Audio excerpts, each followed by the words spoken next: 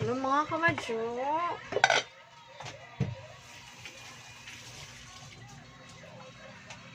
Magluto na naman tayo.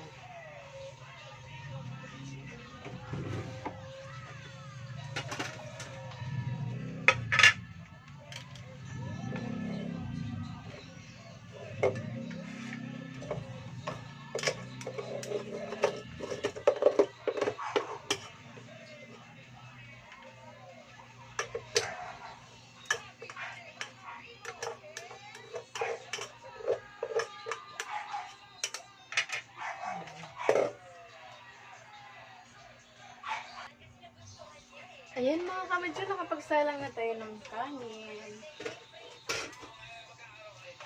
Ang gawin natin is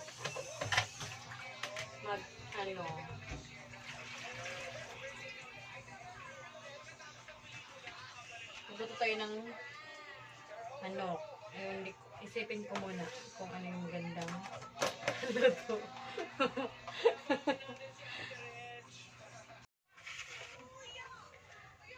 Ito na mga kamadyo, ang ingredients natin sa ating recipe. Hindi ko alam kung anong pangalan ng lulutuin ko. Bahala na kung anong kalalabasan nito. Basta ito yung ihahalo ko. Yan. So, hihiwain ko muna ang mga ito mga kamadyo. Ayan na mga kamadyo, nahiwa na natin ang ating mga pang-ricado. Ito. Yung sibuyas ko nga pala mga kamadyo, ang ginamit ko is yung mga maliliit, mga ganito. Ito. Mas gusto ko kasi siya, unang-una, kung konti lang yung lutuin mo, hindi mo na kailangan ubos-ubos talaga ang gamit, hindi pwedeng hati-hati. Kaya ito rin ang binibili ko yung maliliit. Tsaka, pangalawa kasi, nung nasa Brunei pa kasi ako, may kasama na ako sa trabaho na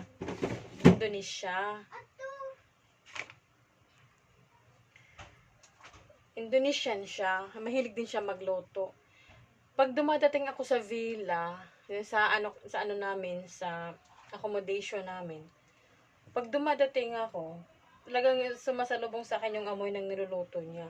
Mahilig kasi siya magluto. Nauuna kasi siya dumadating lagi sa bahay. Tapos, ang ginagawa ko, dumidiretso ko sa kusina. Nakikita ko, ang liliit ng sibuyas niya. Sabi ko, Julie, bakit mas gusto mong maliliit? Di ba may malalaki naman? Mas madaling hiwain, sabi niya.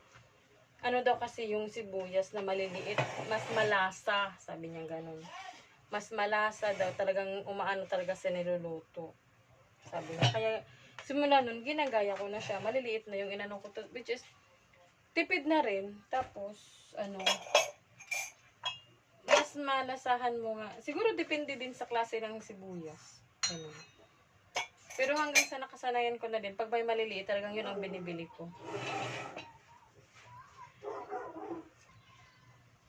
Ito yung manok. Yun. Hindi ko lang alam kung anong luto. Bahala na kung anong kalalabasan. Ayoko kasi magsabi kung anong recipe. Tapos, hindi kasi tugma yung iba kong mga Ricardo. Kaya kung ano na lang yung kalalabasan nito. Yan ang tinatawag na pancham. Panchambang recipe. So,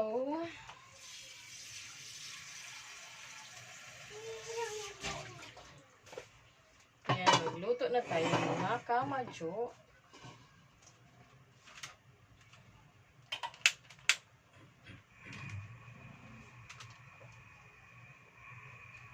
Ayan.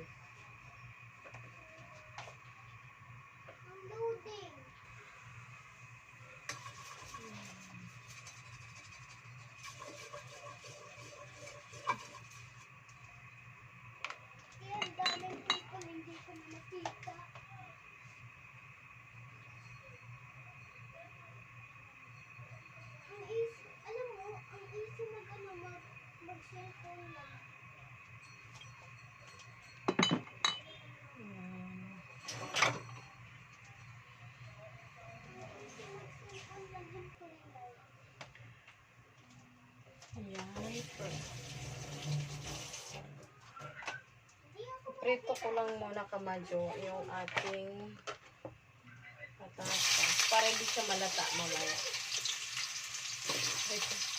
Ang init.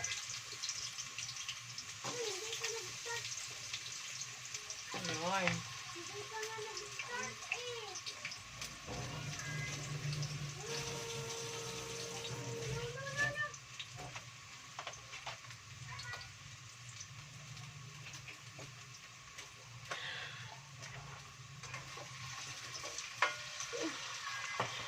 Napasok ko mga kamadyo. Natalsikan ako ng mantika. Ayan. Hindi masyadong kita pero natuklap yung balat mga kamadyo.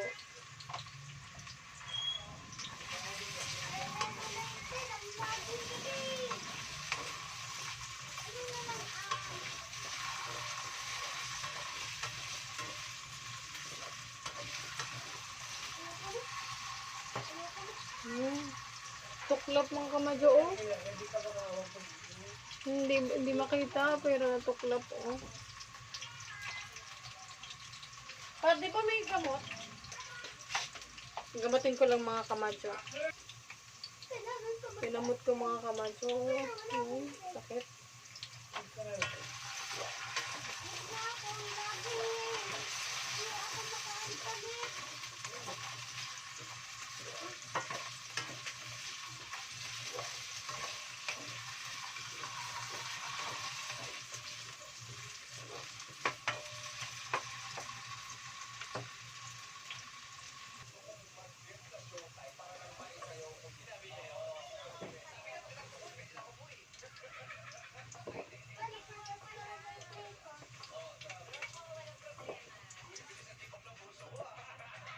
Ayan. Tapos, yung carrots. Careful na mga kamadyo kasi talsikan na ako ng mantika. Grabe, ang sakit.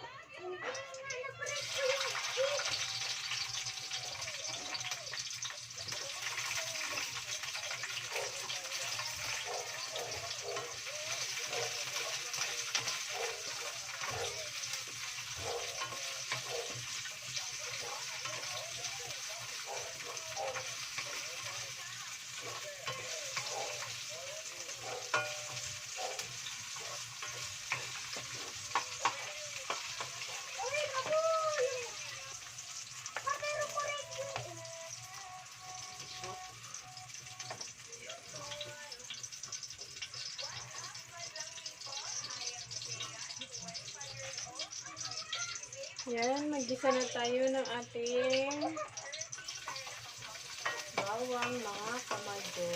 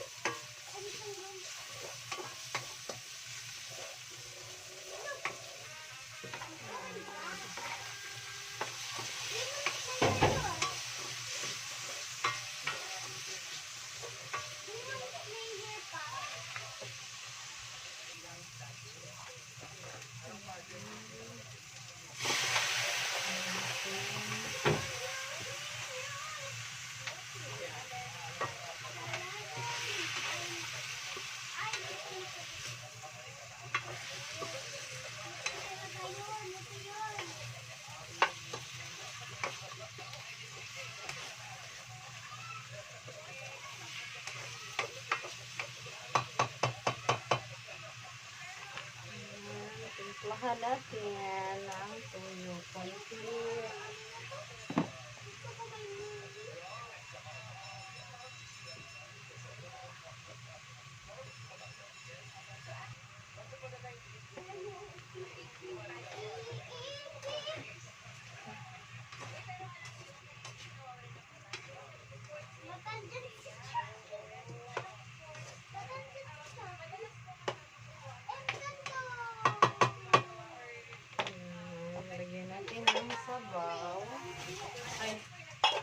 lang ilagay ko yung init ko kanina. Yan.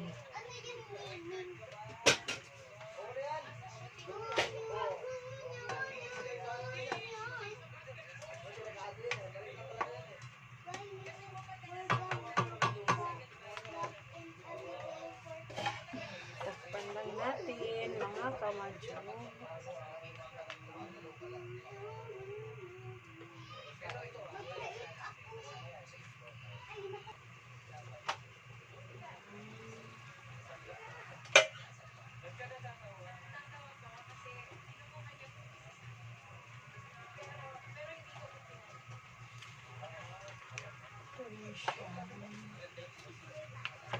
Ano gawin ko? Lagyan natin ng ketchup ng kamadyo. Since may ketchup naman tayo. Lagyan ko siya ng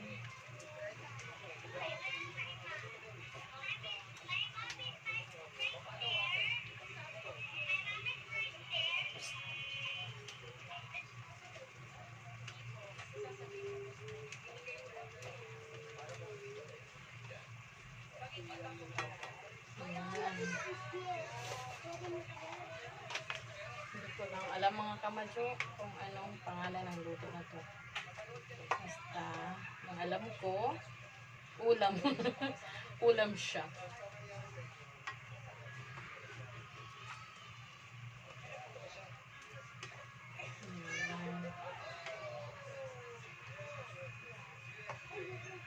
Tapos, ihalo na natin ang patatas at carrots para panghuli na natin tong bell pepper.